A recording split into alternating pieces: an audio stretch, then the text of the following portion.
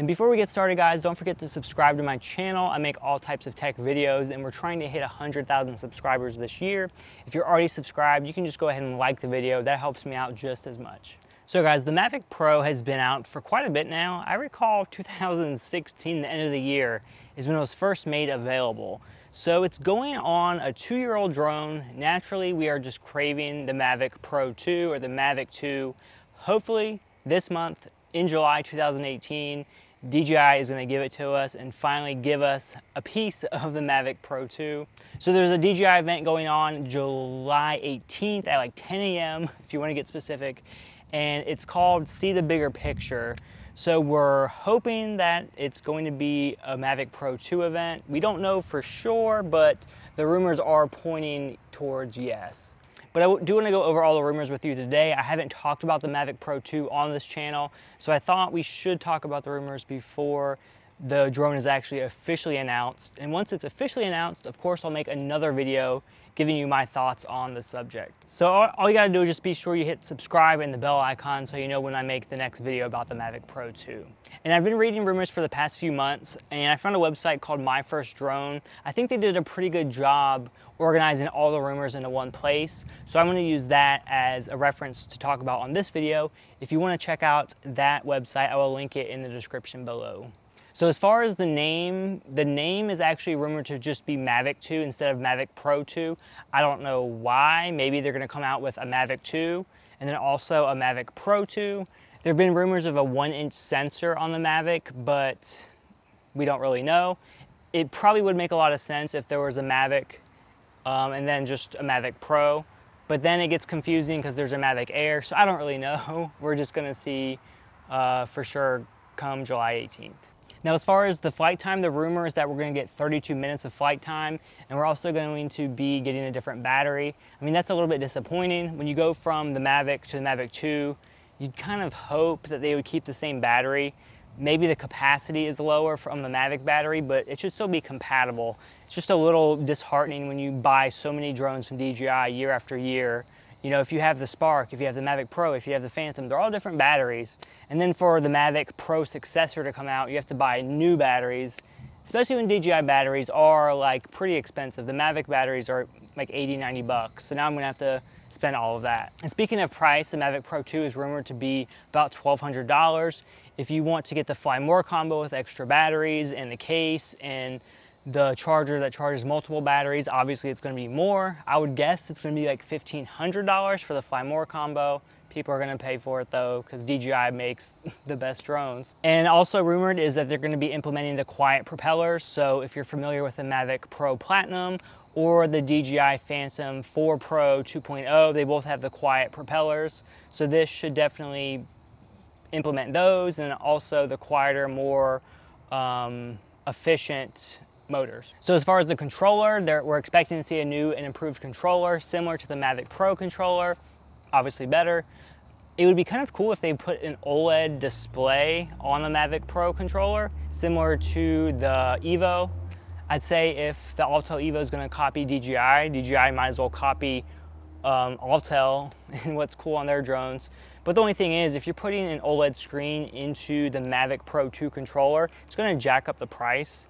But it would be kind of neat to fly completely without a phone at certain times. So obstacle avoidance is apparently going to be improved. It's going to be on 6 sides, so front, back, sides, top, and bottom, which I don't think any consumer drone besides the Inspire 2 has that. The Phantom 4 Professional has sensors on the front, back, bottom, and sides, but not the top. So if we can get sensors on the top of the drone, you're now going to get a completely fail-safe drone in most regards. That's pretty cool. I am interested to see if the sensors on the side work at normal flight speeds, because the Phantom 4 Pro, the sensors only work on the sides when you're doing tripod mode or flying really slow. So hopefully these are upgraded from there. Also, there's a rumored infrared sensor. So if you're flying at night in low light, it can still be able to sense your surroundings. That would be really cool. because I'm sure people crash a lot at night when they're not supposed to be flying anyway. So when the Mavic Air came out, they came out with a feature called APAS mode, where you turn that mode on and the Mavic Air can basically fly at something and if it can see a smart way around it, it will either go above it or around it. So the Mavic Pro 2 is of course rumored to have improved sensors in that regard. Maybe they can sense stuff from farther away so it can plan its route even better. We just have to see. And as far as the camera, for the longest time we were just drooling over a 1-inch sensor. I really don't know if that's gonna happen considering just the size it's gonna take to put a 1-inch sensor in a portable drone. Like the Phantom 4 Pro has a 1-inch sensor, but it's also a much bigger drone.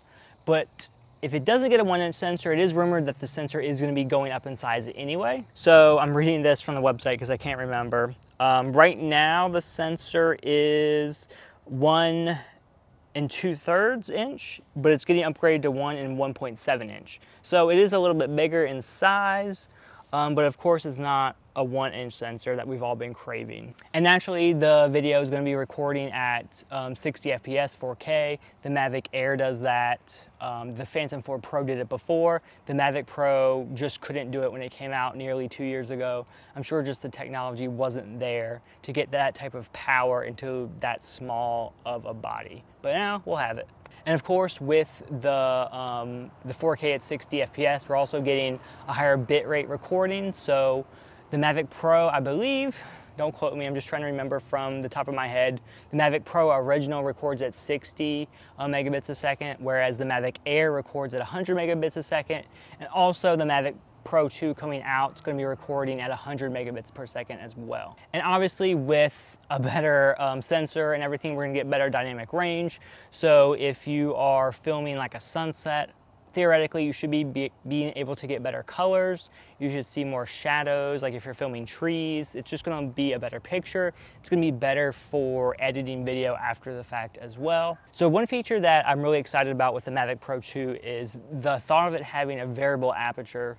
So the Phantom 4 Pro had a variable aperture, and a lot of drones don't have that, so people don't see what the benefit is. The biggest benefit when you have a variable aperture is that you now have another way to control your exposure if you're filming manually.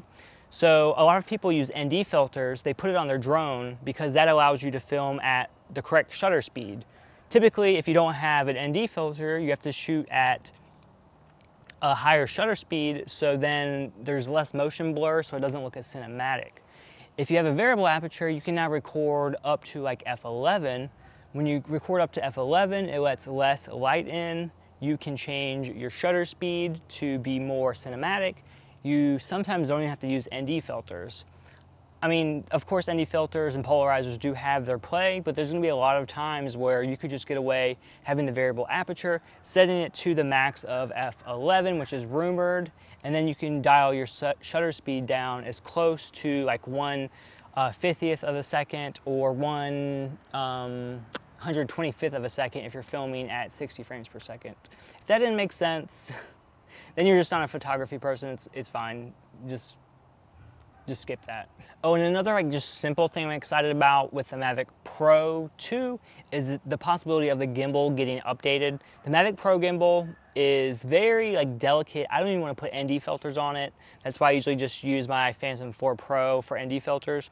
But the Mavic Air came out and they kind of improved the whole gimbal situation with the smaller drones. Everything's a lot more just like compact. It's more up in the drone, so I feel like if the drone crashed, it would be less likely to damage the gimbal. So I'm just hoping that DJI takes what they learned in the Mavic Air gimbal and then puts it in the Mavic Pro 2 gimbal. So here is the Mavic Pro and then the Mavic Air. You can see the gimbal on the Mavic Pro. Just like look how delicate it is. It's like unprotected, it wobbles a lot. Whereas the Mavic Air gimbal, it's like solid, it's in there, it's protected. Like if one of these drones crashed, which one do you think would end up losing a gimbal? Like that's definitely going to be the Mavic Pro. So I'm hoping the Mavic Pro 2 borrows a lot of the designs from the Mavic Air right here. So if we can have this type of gimbal design in the Mavic Pro, that would be great with the Mavic Pro 2. And also just to show how easy it is to put the gimbal guard back on for the Mavic Air, it's just this one piece. So all you do is just put the gimbal on top and clip it down like that. It's super easy, two-part thing with one piece. Where the Mavic Pro, the original, has this piece you have to put underneath. It's really hard to do, especially if you're like at a weird angle. So we got that.